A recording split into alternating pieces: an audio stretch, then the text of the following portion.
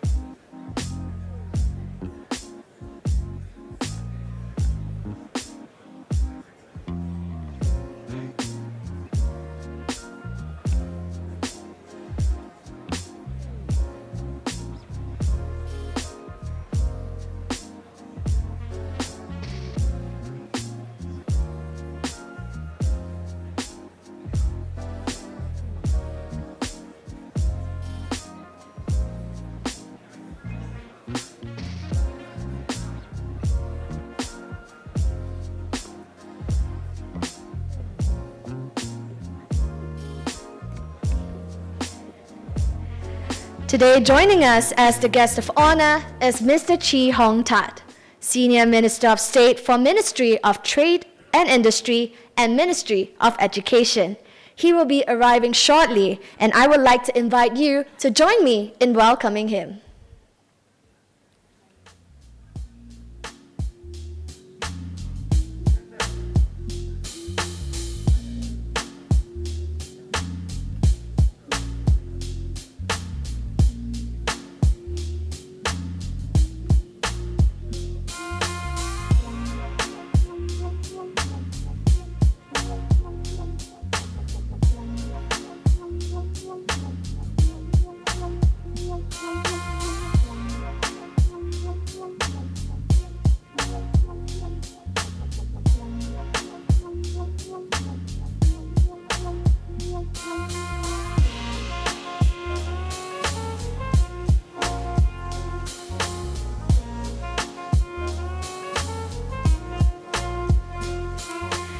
Ladies and gentlemen, let us put our hands together and welcome our guest of honor for today, Senior Minister of State for Ministry of Trade and Industry and Ministry of Education, Mr. Chee Hong Tat.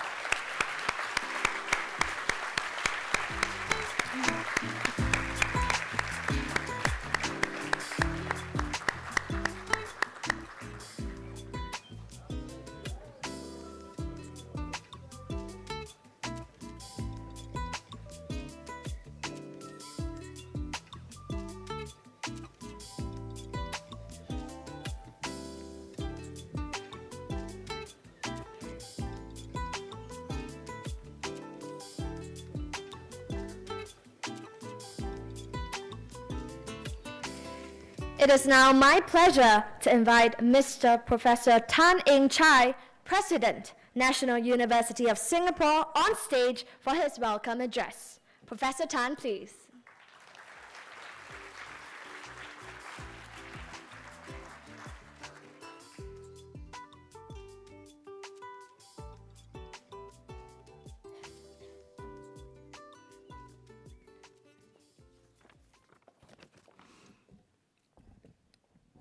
Mr. Chee Hong Tat, Senior Minister of State, Ministry of Trade and Industry and Ministry of Education, Mr. Ng Chee Pong, CEO of SkillsFuture Singapore, provost, principals, and colleagues from our Institute of Higher Learning, ladies and gentlemen. Welcome to the SkillsFuture Festival at NUS. It is an honor and a pleasure for NUS to host this event on our campus and to bring 12 public institutes of higher learning, or IHLs, together. Each IHL has its own strength and specialties. Collectively, Singapore's IHLs offer a comprehensive suite of lifelong learning opportunities. There will be something for everyone. Our IHLs are also working closely with industry, keeping abreast with industry developments and manpower needs. We aim to curate and deliver meaningful, timely, and relevant programs for the workforce to upskill, reskill, and to stay competitive. The theme for SkillsFuture Festival at NUS is Industry 4.0 and the Future of Skills. This morning, we have a lineup of distinguished speakers who have important messages to convey. Senior Minister of State, Mr. Chee Hong Tat, will be announcing some exciting developments relating to SkillsFuture. My Senior Deputy President and Provost, Teck Hua, and Mr. Somnendu Mohanty, Chief FinTech Officer of MAS, will also be delivering keynote speeches on very relevant theme of Industry 4.0 and what this means for organizations. Thankfully, I've been assigned the shortest and easiest job, which is to deliver a welcome address. So let me just keep this short and light. There are only 2 points that I would like to make. First, NUS strongly supports the SkillsFuture movement. SkillsFuture is a bold and brilliant initiative that the Singapore government has embarked on. so that every Singaporean can continually learn, fulfills one's potential, and ride on exciting opportunities presented by Industry 4.0. The first industrial revolution was characterized by machines and mechanization, made possible by the advent of steam and water power. Then came electricity, which light up the world and powered many new innovations from transport, communications, to machinery and appliances. Industry 3.0 saw computers, electronics, and robotics coming into the forefront. We are now living in Industry 4.0, the era of smart machines, big data, network technologies, and the Internet of Things. Deputy Prime Minister Heng Swee Keat has said that for the first time, the Industrial Revolution is not just happening to Asia, but that is occurring right here in Asia, with many Asian companies being among the most innovative and best regarded businesses in the world. Previously, during the dot-com era, we were looked on and marveled in amazement from a distance at the technology giants like eBay, Amazon, and Google busting into the scenes, and for their products and services to be rolled out from US to the rest of the world. But today, there is innovation right here in Asia. Take Grab or Tencent, for example. Asia is also home to industries, markets, and consumers. So we must all be ready to participate in this growth. As with all industrial revolutions, jobs are going to change. The nature of work is going to fundamentally change.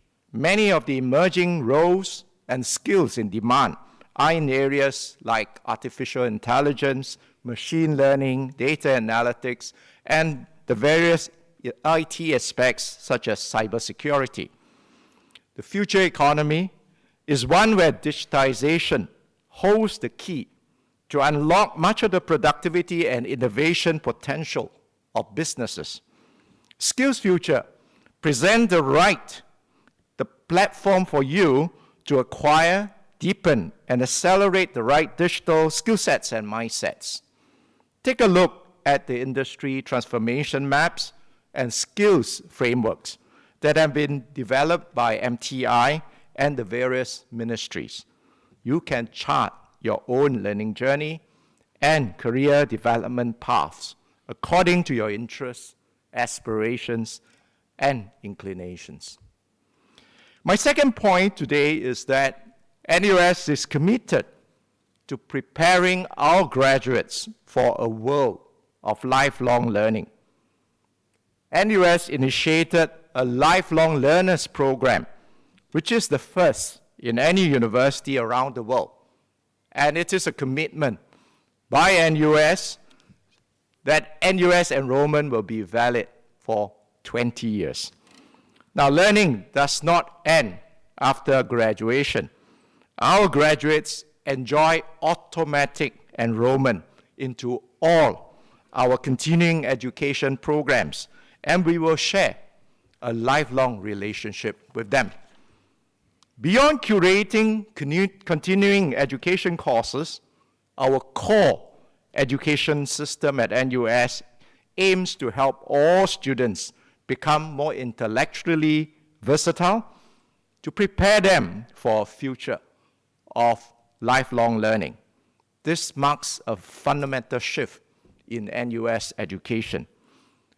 Our curriculum has moved beyond introducing breadth requirements to creating more pathways for students to pursue double majors or major-minor combinations so that our students can be trained in more than one discipline.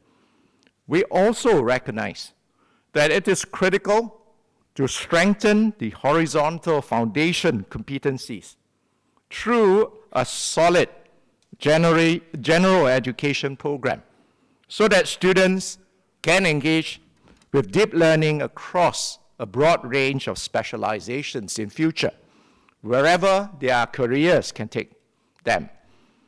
Through general education, all students will engage in inquiry and discussions about social, cultural, scientific, and historical topics that will lay the foundations for important life skills such as critical thinking, communication, reasoning, and integration of knowledge.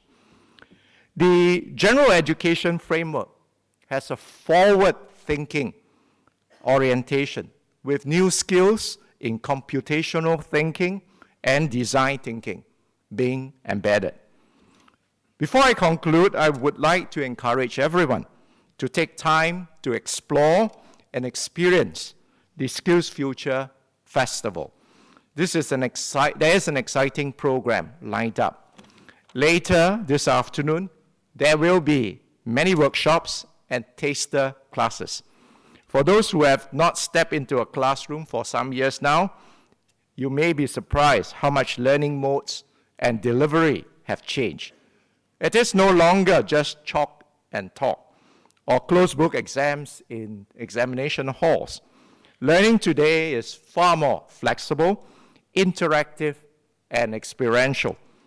There is also an ongoing exhibition on how Industry 4.0 is transforming business operations in the corporate world, and how the IHLs are pushing the advancement of technology through collaborations and research with industry. On this note, I wish everyone a pleasant and fulfilling day ahead. Thank you.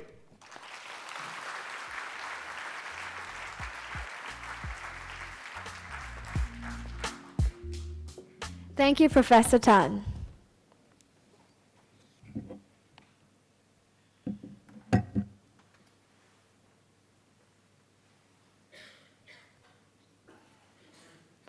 Next, I would like to invite our guest of honor, Senior Minister of State for Ministry of Trade and Industry and Ministry of Education, Mr. Chee Hong Tat, to deliver his speech.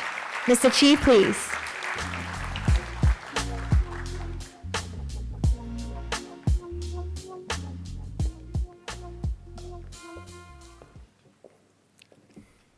Mr. Xie Fu Hua, Professor Tan Eng Chai, distinguished guests, ladies and gentlemen, a very good morning to everyone. Happy to join you at today's SkillsFuture Festival at NUS. Let me start first by thanking NUS for organizing today's event. NUS has been a staunch advocate of lifelong learning, partnering its students and alumni through innovative programs such as the NUS Lifelong Learners, which Prof. Tan just mentioned. It is based on the concept that a student who is enrolled in a university isn't just going to enjoy a few years of undergraduate studies, but will be enrolled with the university for 20 years from the point of admission. So beyond the first few years of undergraduate education, NUS graduates will continue to qualify for a menu of skills-based, industry-relevant courses offered by NUS to help them to upskill and reskill throughout their careers. Today's SkillsFuture Festival at NUS has adopted the theme of Industry 4.0 and the future of skills. Industry 4.0 marks a new era for advanced manufacturing, builds on the capabilities that we have developed in the third industry revolution. I think Prof. Tan mentioned a few of these earlier. I wouldn't go into these in detail because I think they'll be covered by the various speakers later. But one point I wanted to share with all of you is this, that Industry 4.0 isn't just about replacing existing equipment with new technologies. It is also not about just asking businesses to buy new equipment. It is about integrating equipment with sensors and control systems so that they are connected with one another and can operate more effectively. In fact, older equipment can be rejuvenated through such efforts, and they can continue to remain productive for many more years. When I was in Hanover, in Germany, last year, we had a chance to visit one of their industry innovation centers. And this was one of the themes that they kept focusing and emphasizing, because there are many SMEs which have a lot of older equipment. And if the message to the SMEs, to the companies, is that in order to participate in Industry 4.0, you have to throw away all your existing equipment and buy new equipment, I think the take-up will be very slow and you won't have a lot of enthusiasm. So the approach that they have taken is to assure the companies that Industry 4.0, you can still use your existing equipment, but you can make them smarter, you can make them interconnected, you can make them more productive. And in fact, they showed us one of the equipment from the 1940s and 1950s, very old piece of equipment. And then there's a sign there that says, I was told, it translates into, I also Industry 4.0 in German. So the same applies to workers. Industry 4.0 is not about replacing existing workers with machines or new workers. An essential component is the training of existing workers to equip them with the skills to use the new technologies. Worker training and skills upgrading must go hand in hand with enterprise transformation and adoption of technology. As part of the SkillsFuture movement, the government will partner with key stakeholders to broaden opportunities for skills training. And we will do this through 3 I's. The first I, institutes of higher learning. Second I is industry, and the third I is insights. Let me touch on each one. So the first I, institutes of higher learning, or IHLs. IHLs are a key partner in our SkillsFuture strategy, and this includes both public and private education institutions. Under the SkillsFuture series, which focuses on emerging skills that employers are looking for, the IHLs deliver training courses for working adults. And they do this in consultation with employers, industry partners, and the labor movement. Since 2017, the number of courses has expanded over threefold, from 400 to over 1,500.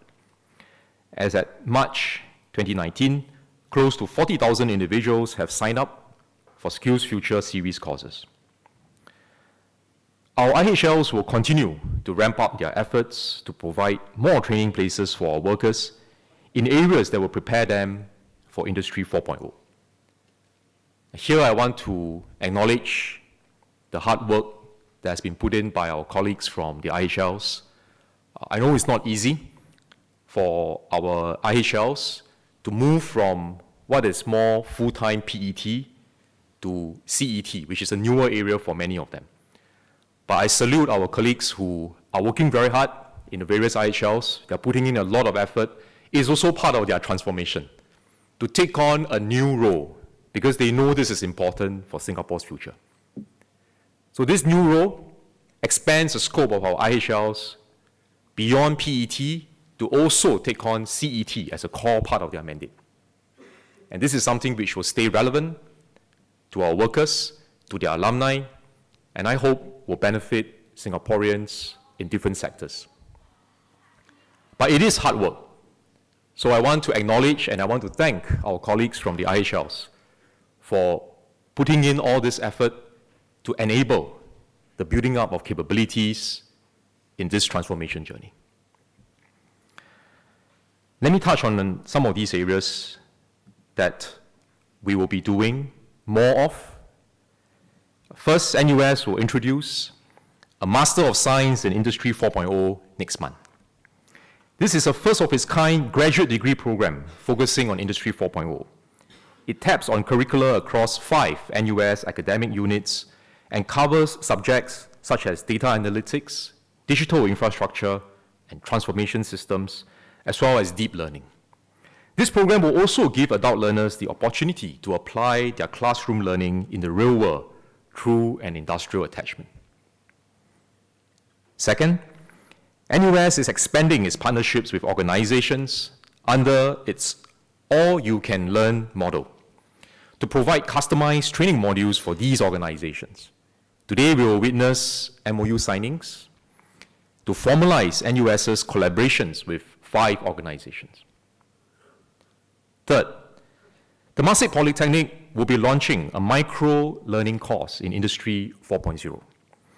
This course is fully online and comes in bite-sized modules, allowing learners to learn on the go, anytime, anywhere, and at their own pace. I think this is important because people are very busy these days. They may not have time. Not all the workers have time to attend full-time courses. So I think this modular, bite-sized approach, complementing the full-time courses, part-time courses, is a good add-on to our range of offerings under SkillsFuture. Fourth, our IHLs are collaborating with one another to develop stackable modular courses in Industry 4.0 skills. The Institute of System Science, ISS, in NUS will be signing MOUs with Ngee Ann Polytechnic and Temasek Polytechnic today to effect the collaboration. This will allow modules from the Polytechnic's post-diploma programs to be counted towards ISS's Master of Technology. So that's now what I've covered is the first I, IHLs. Let me now move on to the second I, which is industry. Businesses are a key partner to deliver industry-relevant training together with IHLs. They can also develop in-house training programs and capabilities. In fact, many of our companies have deep capabilities. And one of the areas that we want to encourage them is not just to develop training programs for themselves, for their own workers, but even better if they can also train workers for other companies in the sector. I'll touch on this briefly later. So we recognize that smaller enterprises may lack the resources to make significant investments in training. They may want to do so, but they don't have the skill. And it is difficult because a lot of these training programs require quite a lot of upfront fixed costs, upfront investments. So what can we do? So we've been working on a collaborative training model that will tap on the capabilities of what we call anchor companies to uplift industry sectors as a whole. The end goal is to grow the talent pipeline by attracting and training more workers for all companies within the sector. So we enlarge the pie so that everybody can benefit. And this is important because if we keep seeing every area as pure competition, and there's no scope for us to think beyond just zero-sum game, it's going to be very difficult to grow capabilities and to enlarge the pie for everyone. Again, referring back to what I learned during our study trip in Germany, this center was actually set up by Volkswagen. And they were telling us that they also welcome Mercedes-Benz and BMW to work with them. So I asked the person who was showing us, who was explaining to us, I asked him, I said, but aren't these your rivals? He said, yes, we compete, but we also can collaborate in some areas because it is the entire value chain. Some parts of it are pre-competition that we can work together because our goals are similar. Some parts, yes, we have to guard our IP, we have to compete. So it is not a 1 or 0. There are opportunities for you to collaborate, just as there will be areas where companies will have to compete. So I want to stress this because I think if we don't break out of this mental model that it is just pure competition and therefore I don't want to do anything that will benefit my rivals, it's going to be very difficult to move forward. So this concept of an anchor company training for the whole sector is something that we hope to be able to grow more in Singapore within our ecosystem. So I'm happy to announce that the Bosch Rexroth Regional Training Center, or BRRTC, will be established as the first of its kind for the advanced manufacturing sector, providing training for the sector in Industry 4.0 skills. BRRTC will train beyond the needs of Bosch Rexroth and open up its training opportunities to other companies in the industry. This training center is a partnership between SSG, Bosch Rexroth, Singapore German Chamber of Industry and Commerce, Singapore Polytechnic, and JTC. It will be an anchor training provider in the Jurong Innovation District to serve the training and talent needs of advanced manufacturing companies in Singapore and the region. Today, the partners will sign an MOU for BRRTC to deliver and certify Industry 4.0 specialists based on German standards. This will be the first of its kind in Southeast Asia. I hope that today's partnership will be the start of many more such collaborations in the future. So that's the second I, industry. Let me now move on to the third and final I, which is insights. And this is about helping our stakeholders to make better training and career decisions. It is important because the jobs and skills landscape is becoming increasingly complex. People need some help, need some information, they need insights to navigate. Starting from next month, SSG will publish a series of reports called Jobs Skills Insights by partnering top-tier job portals such as Burning Glass Technologies, Indeed.com, and JobTech to obtain and analyze jobs data. Skills insights will then be communicated to individuals, enterprises, and IHLs through published reports, dashboards, and webinars. These data-driven insights on jobs and skills will help students, workers, employers, and training providers to make better informed decisions on reskilling, lifelong learning, and career choices. Students and workers, for example, will be able to learn about the skills requirements for different jobs, while employers will benefit from knowing the skills their sectors require. You can identify your gaps. You can identify where are the areas you need to beef up. And then training providers can then use these insights to design courses to meet emerging skills needs to keep their programs relevant for their customers. So I see this as an enabler for our SkillsFuture movement. And SSG will take the lead to work with various partners to give this a push. Ladies and gentlemen, as we move towards the future economy underpinned by Industry 4.0, it is critical that our workforce be equipped with the right skills that match evolving industry needs. So there's a fourth I to make everything work. And this refers to all of us as individuals. We must continue to embrace the spirit of lifelong learning and take charge of our career development and skills upgrading. SkillsFuture is not just one initiative or one project. SkillsFuture is a movement. It's a multi-year effort. It's a multi-partner endeavor.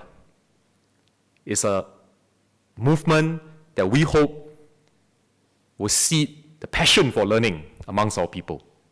And this desire to want to acquire new skills, this curiosity to want to learn new things, this willingness to leave our comfort zone and go and try something that we have not been exposed to. Pick up a new language, learn a new skill, try a new industry. And who knows, the future may come from actually some of these experiences. Innovation can emerge when you bring expertise and knowledge from different domains. I'm inspired by this gentleman called Mr. Ang Kian Hua, who is a master craftsman at Makino Asia. Kian Hua graduated with a higher NITEC in manufacturing engineering in 2004. He honed his skills through on-the-job training and attending industry-relevant courses. He also completed a WSQ diploma and specialist diploma in precision engineering in 2013 and 2014. He was exposed to different job roles via a rotation program in Makino, where he broadened his skill sets in machine assembly, quality checking, and after-sales service operations.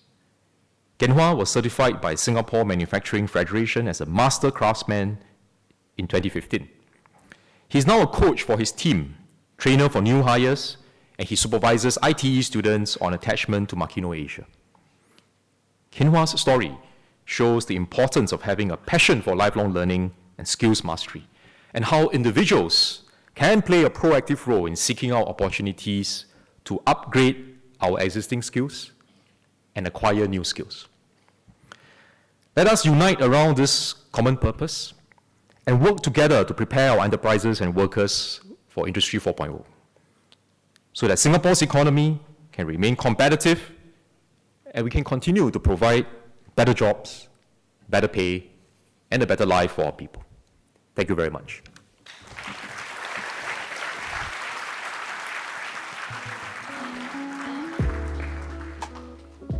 Thank you, Mr. Chi. Please take a seat.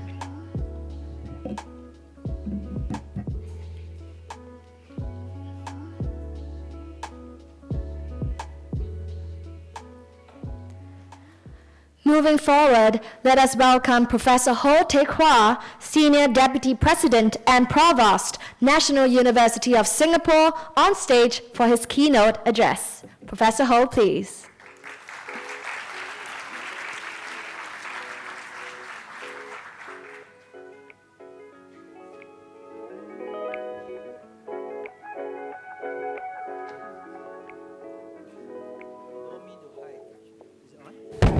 I don't mean to hide because I was trying to put on a crayon mic. So I thought it would be nice for me to talk about Industry 4.0, the myth and the promises.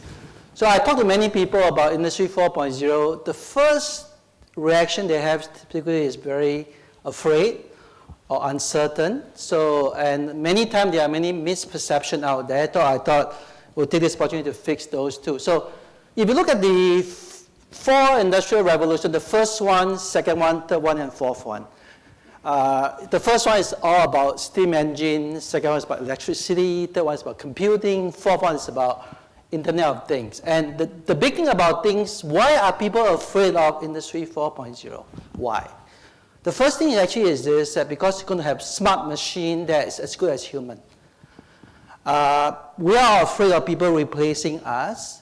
Just imagine the facial recognition machine that we have actually at NUS. If you go to the 5th floor, you have the facial recognition. That machine actually can recognize millions of faces. Not just, most of us, if you are good, you maybe remember about 100 faces, right? So this is a millions of faces, and they never forget, they never age or so. Every time my memory is not so good, so as I get older, my facial recognition is not as good, but the engine actually never forget anything. And more importantly, it can pass on to another engine instantaneously with the perfect memory again. It can duplicate itself so fast, right? So that's the first thing. And when I come to that, I remember the movie I like, all the Kung Fu movie you like is, the best part is a young man will come and see an old man, old Kung Fu masters, and the person will pass 70 years of Kung Fu to the person in 1 second. The person becomes Kung Fu master, right? And that's the same thing as AI engine. And the second thing about actually, if you look at this, all the industrial revolution, everything takes 100 years. And this one takes only about less than 50 years. The speed is scary. We all worry about big change, but if it comes very fast, in fact, I expect all of us in this room will experience Industry 4.0 very fast. And in fact, I expect us to actually have to deal with it. We don't have to deal with things. So things that will happen to your face, you kind of have to deal with it. But I want to actually make this point very clear first. It's going to happen. You like it or not, it's going to happen. It will have a huge impact on all of us. We'll live our life differently. And so what should we do? So I actually, if you notice here, this is the myth. It's a blue one. The next one is going to be a promise, which is the orange one, which is the NUS colors. So NUS gave promises. So the first myth is actually, you notice that many people actually mention things that make people feel uncertain about it. It's overrated. It's like a dot-com bubble. Actually, I experienced that myself when I was in US. At that time, actually, dot-com actually boom is very scary because every MBA on my MBA cohort at Wharton, they abandon their MBA, go and work in industry halfway. After 2 years, they all come back. So, which is a good sign, huh? So, and also the other thing is that they all talk about only happen to manufacturing. You notice all these people are hearsay. The next slide is all based on survey, and this is based on a survey of PwC survey of 2016 Industry 4.0, asked 2,000 companies. They all actually are quite optimistic about Industry 4.0. They talk about actually reducing costs, increasing revenue. But most important, the early adopters actually are extremely optimistic. They're actually more successful, 3 times more successful in actually increasing revenue and reducing costs. It happens simultaneously. SMS talk about this, SME adopting machine and making it more productive. It's exactly right. But also the revenue enhancement piece of it is also very important too. So the promises here is actually, the next myth is actually about it will lead to widespread unemployment. And this is the part that's the scary part. Will I be replaced by a machine? Will I be obsolete? So a lot of arguments for that because whatever you do, actually you might be replaced. But luckily, World Economic Forum actually has a survey. they survey all the big company, what their plans are, and they notice that actually, indeed, there will be 75 million jobs disappear. These are all the mundane job, data entry, clerks, accounting, bookkeeping. Anybody accountant here? Sorry. Assembly and factory workers. But actually, the nice thing about the net gain in jobs is 133 million jobs. So the key is that there are new jobs being created that's not currently available. So at NUS, we care a lot about making sure people are future ready. So we keep thinking about what will be the future jobs should be. And if you notice this, these are all the job, data scientists, AI specialists, but all this actually requires certain different skill set that we actually are trying to prepare people to do that. And the next thing is people ask me, how about, are they high paying jobs? So the first thing is that Industry 4 will lower the GDP per capita. Is it true? I actually don't have data to prove either way. But I do have data from Industry 1.0, 2.0, 3.0. So I actually did survey, I Google everything and try to convert everything to 2011 US currency. So I look at 3 countries because these are better data. So if you look at the Industry 1.0 is 1784. That's the shaded region. That's where the region is going to be. They all increase. Japan didn't increase that much for whatever reason. And United States increased quite a bit. Industry 2.0, 1870 is around here. Increase a little bit, a lot. Computing, which is 1970 or so, you can see a huge jump here in all countries. So if I extrapolate, the 4th data point is going to be Industry 4.0 could be like somewhere here, right? Very big. It's not scientific, but it's every reason to believe that the GDP per capita is likely to go up. So we are having a scenario whereby you have more jobs being created, net increase in jobs. They are all higher paying jobs. That's the basic point I'm making here. So, and the 5th one, the myth 4 actually is what the SM is saying, it will affect manufacturing, but not just manufacturing. The point is, if you experience it day-to-day basis, this one, the next promise I have, I don't actually have data survey. I ask myself my own life. So I ask my life, I actually tried this before. It's a NUS technology with MIT create. I tried it on the autonomous vehicle. It's very nice. In fact, Ong Yikan was on that vehicle too once. And Grab we use every day. SingPost, I tried the last mile delivery service that launched last year. And Microdome WeBank, we actually visited the company. All this are happening. They're using data science, AI to actually give out loans, affect your day-to-day life, not just manufacturing. The point is that it's coming into your daily life, you like it or not. And our goal is to embrace it and do something about it. And actually, I have to say that I just recently subscribed to UOB Mighty FX card, which is basically everywhere you go, you can change your foreign currency at a very competitive rate, real time, and you just pay it out. And for us, we are in the educational sector. We have been obsessed with this, and this company is a Chinese company who basically replaced a private tutor. You don't need a private tutor, you just need a computer. They customize your learning based on what your weaknesses are. They teach you language, they teach you math and sciences and so on. And these are all coming to us.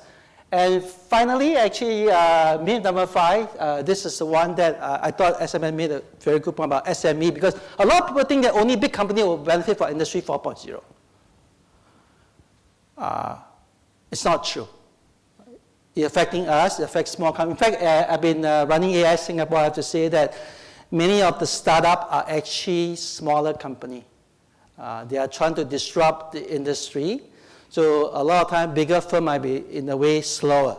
And if you look at all the different, they did a survey recently with Microsoft, with Association of Small and Medium Enterprises in Singapore. Actually, you can see that many SME believe that they can increase their revenue by 26%, 22%.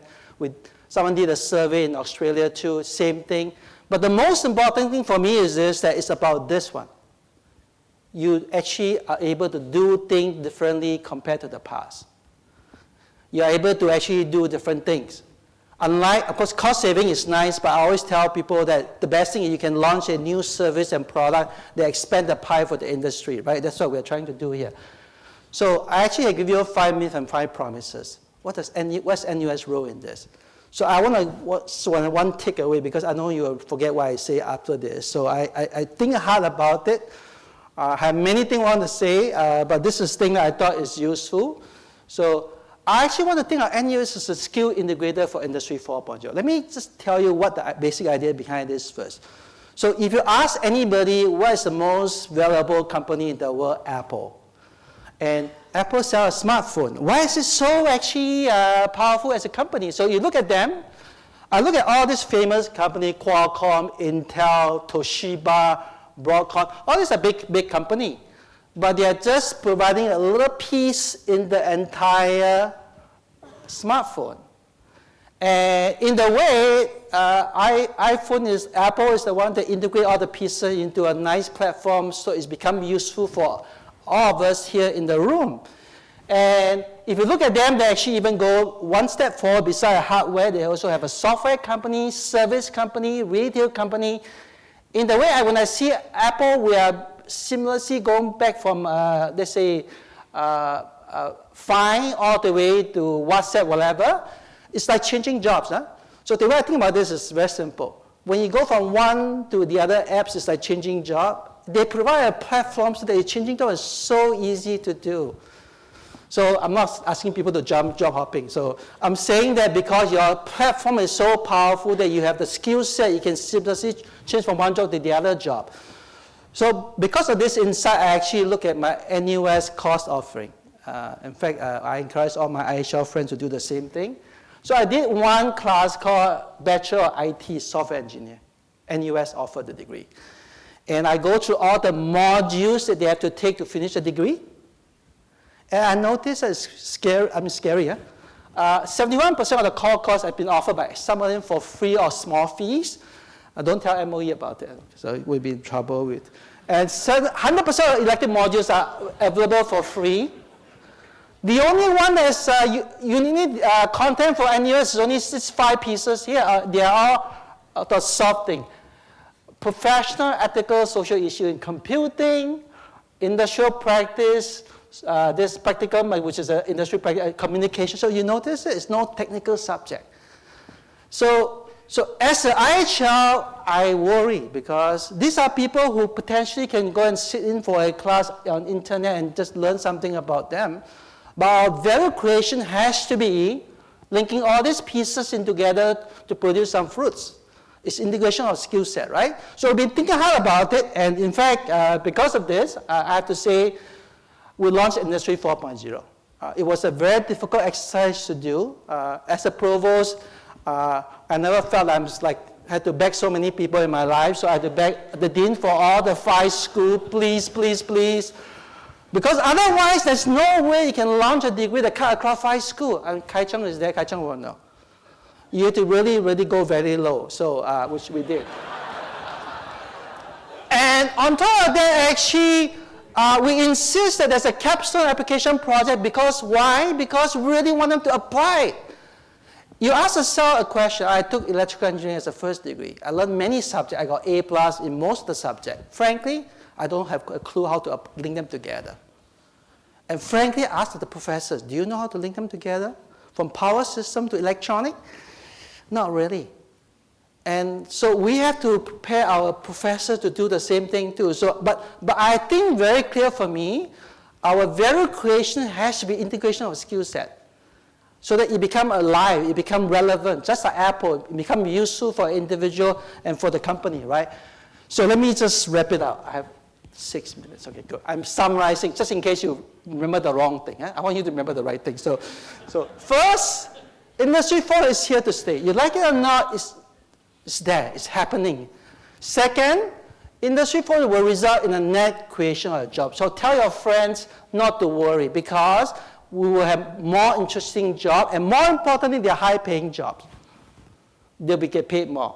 If it's, I guess correctly, it'll be 3 or 4 times higher paid than a regular job. And the fourth one is it will impact all sectors of the economy. It should really have to be, it cannot be just single sectors. I know Mohanty is going to talk about FinTech and so on, right? It's going to be there. Finally, it will benefit SME too. And please remember, NUS is a skill integrator for Industry 4.0. Thank you.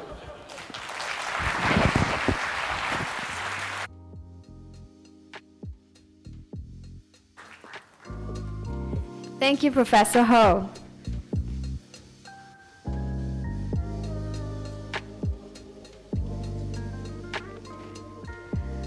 Now I'd like to invite Mr. Swapnendu Mohanty, Chief FinTech Officer of Monetary Authority of Singapore, on stage to deliver his keynote address. Mr. Mohanty, please.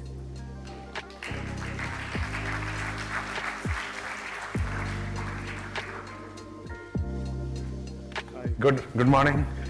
Sorry, I'm in a different dress code because I didn't see the note.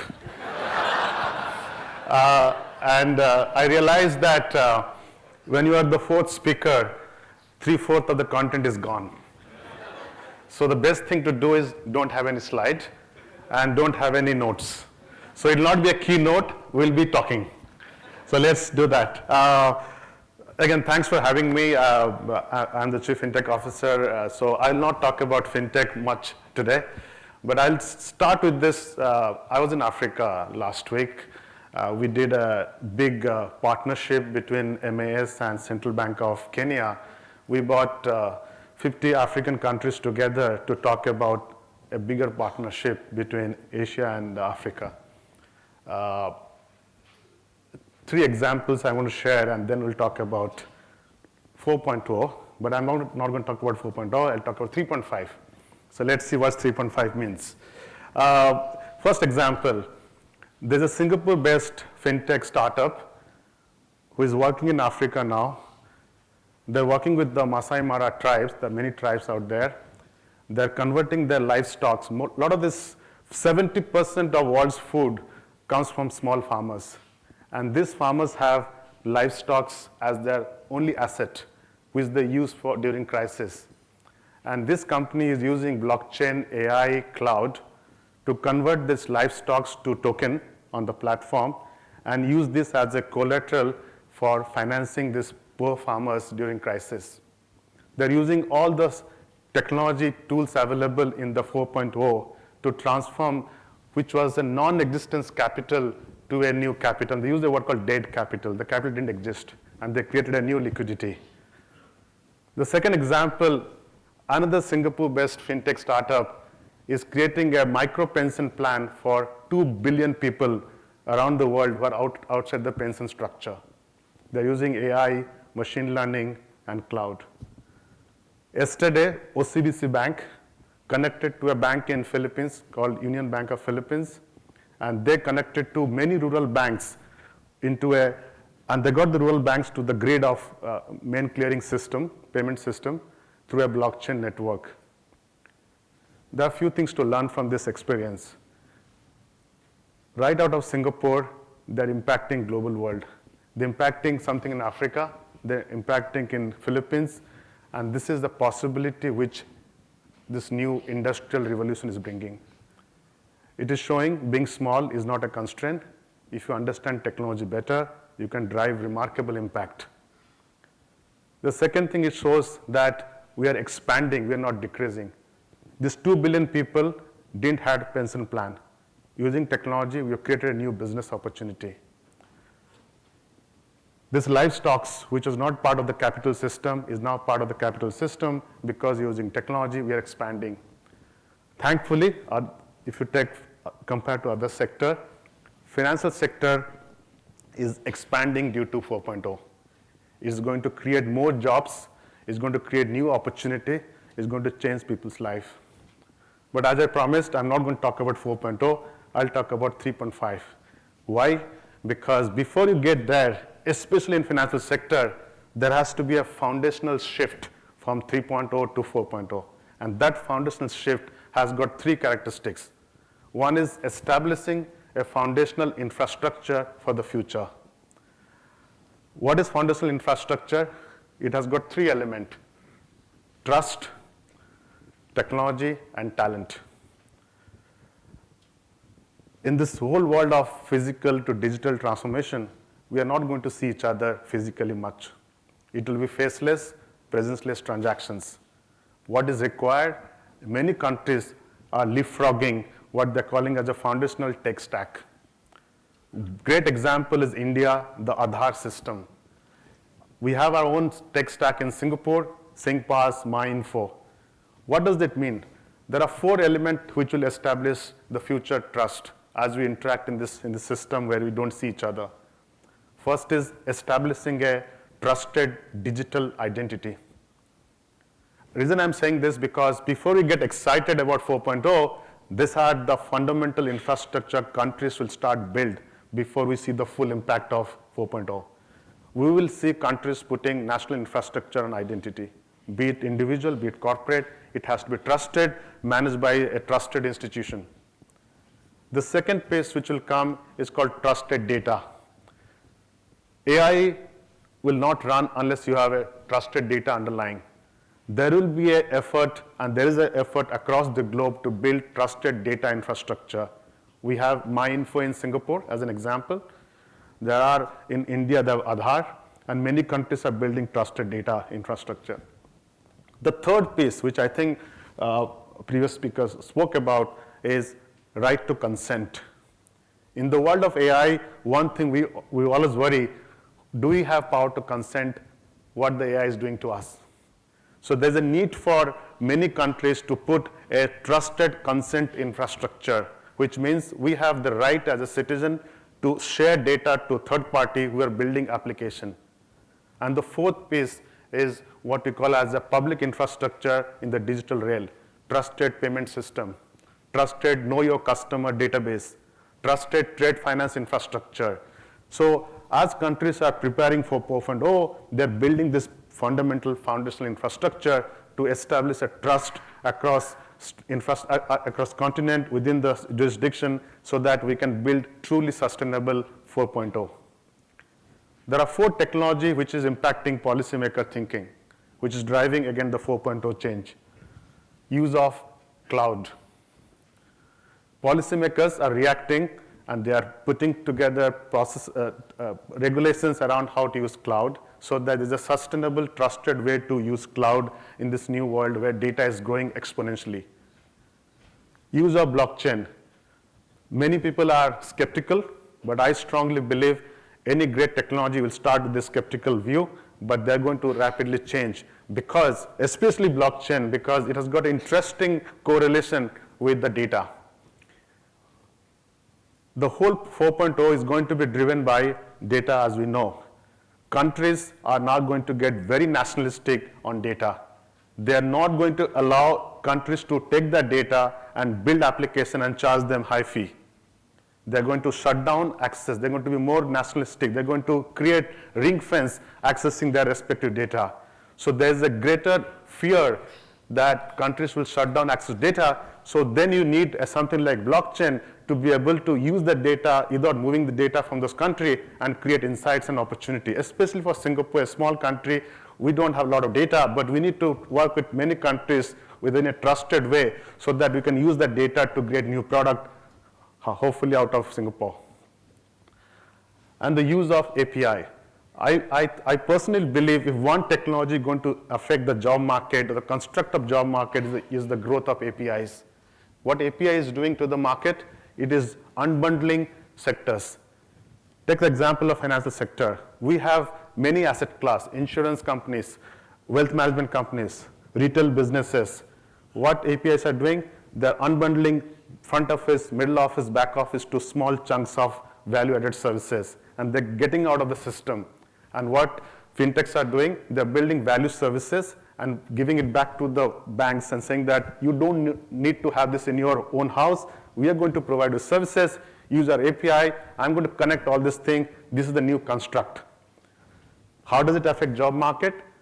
There's not much job within the bank. They're going to get distributed. They're going to come out of the banks, they're going to distribute to the small companies. What I personally believe, there are 2 significant impact to this industry 4.0 is the rise of B2B because of the APIs and the rise of 5G network. Because that whole capacity to move data through unbundled system is powered by 5G, and this whole B2B construct will redefine the way we think about jobs and companies. And the last piece is the AI piece, which is the technology which will drive the future construct. Policymakers are reacting, thinking about fairness, ethics, accountability, transparency. on this whole AI space. And as they put regulations around that, there'll be some amount of rationalization of how to use AI more thoughtfully. So these are the four technology construct of the foundational infrastructure. And the last two pieces, talent and ability to experiment more.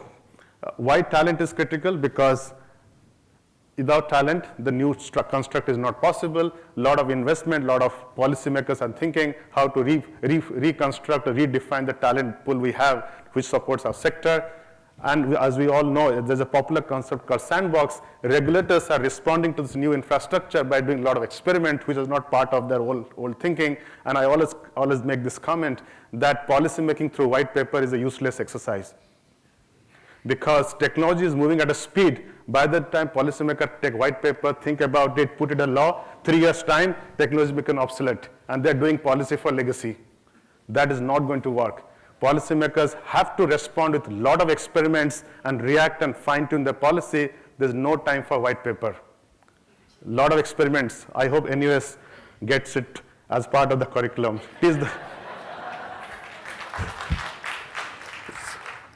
So that's the foundational infrastructure. Let's talk about briefly the construct of company in this 4.0. And again, we're still in 3.5. They're getting ready for 4.0. There are 5 attributes which will affect the construct of future companies. I was in China, WeBank, professor talked about the WeBank in his slide. And there's interesting insights coming out of Chinese banks, which are the true 4.0 banks in my mind. First thing, the starting construct of this future company is technology. You cannot have the new construct without technology being the core part of your thinking. WeBank runs at a cost of below $1 on transaction for the banking services, what they call a sub-dollar transactional cost. With that cost structure, you are only viable in this new world, compared to a bank which runs perhaps 20 times the cost structure, unsustainable. The second part of the construct is traffic. All these companies are going to compete for traffic. There's no space for small traffic companies. Third, talent. There's a global scarcity on talent. And if you look at this future banks, 50% of the workforce understand technology better than anybody. Fourth, transparency. These companies are fearless. They're transparent to the consumer. I don't know how much banks are there.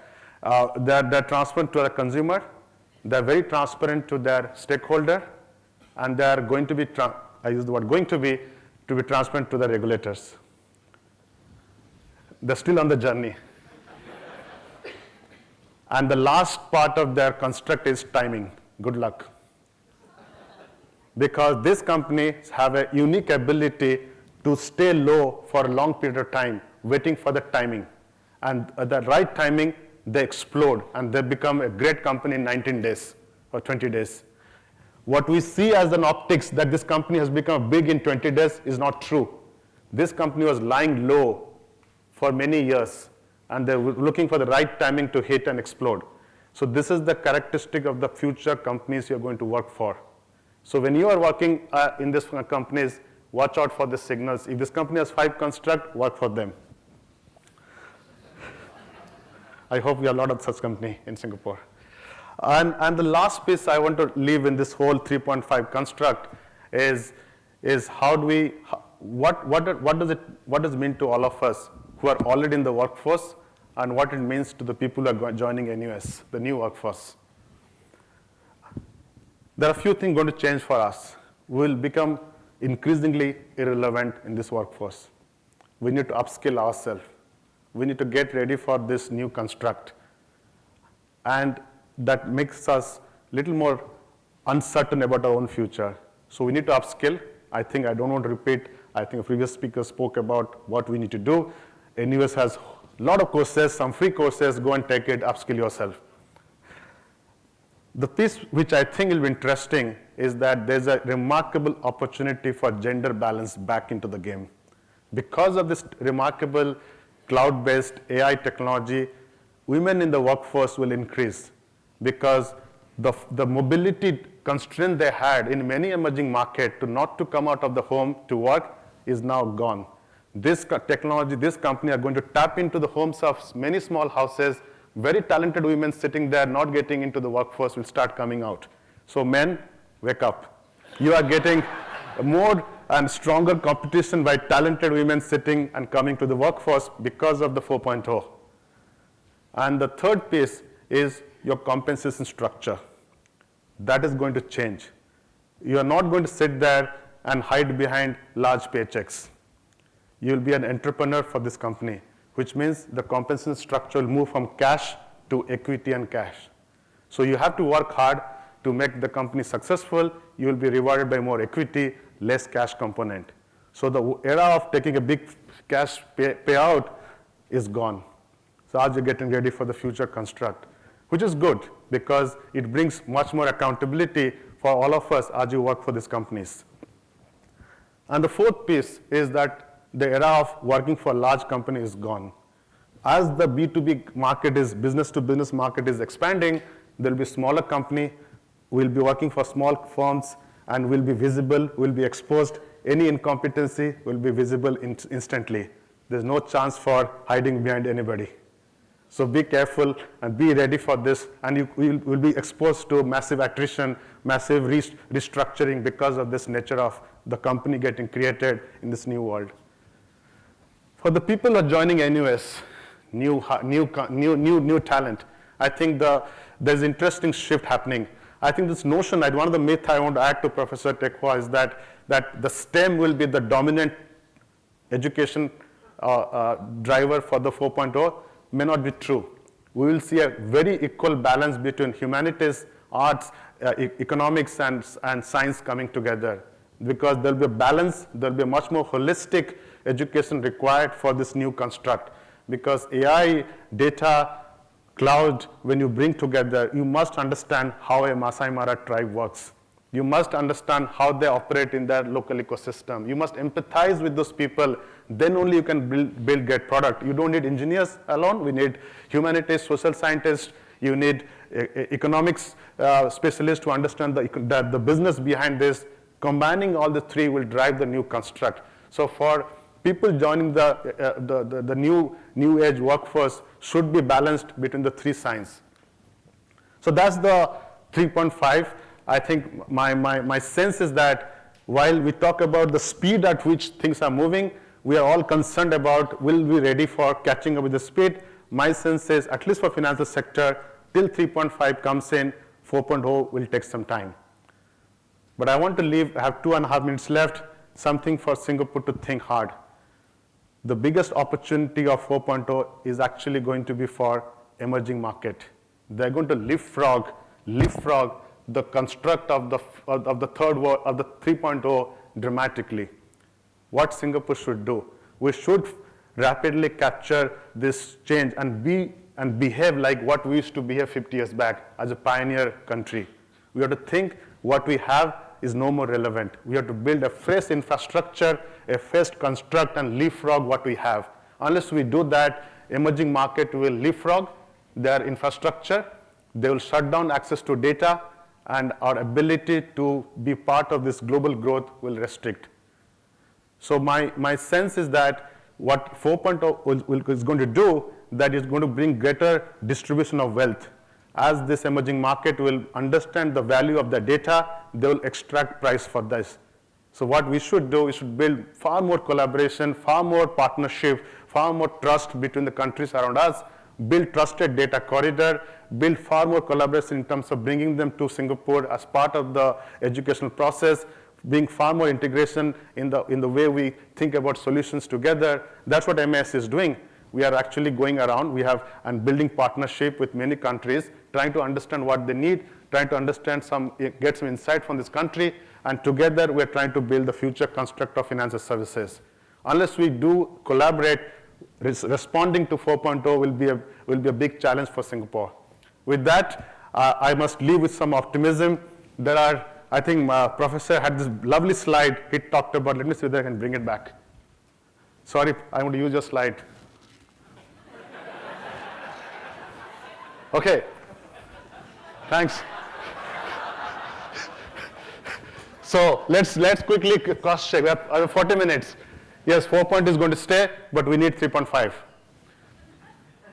I agree with it. Second, more jobs will be created. At least for financial sector, we expect at least there is a 6-7% growth in the job market for the financial sector.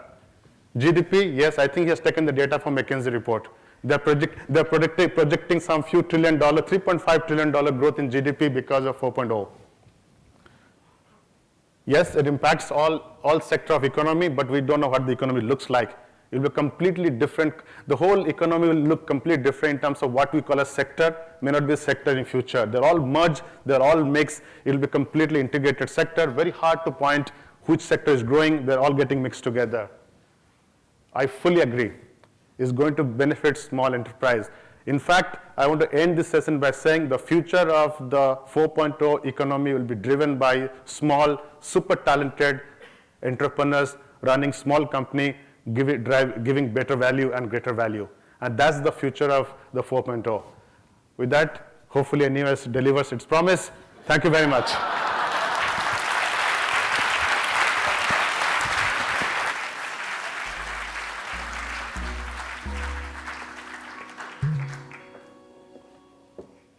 Thank you, Mr. Mohanty. We will now take a short intermission before the panel discussion later on at 11 a.m. It would be appreciated if you could be seated later on at 10:55, 10 minutes before now.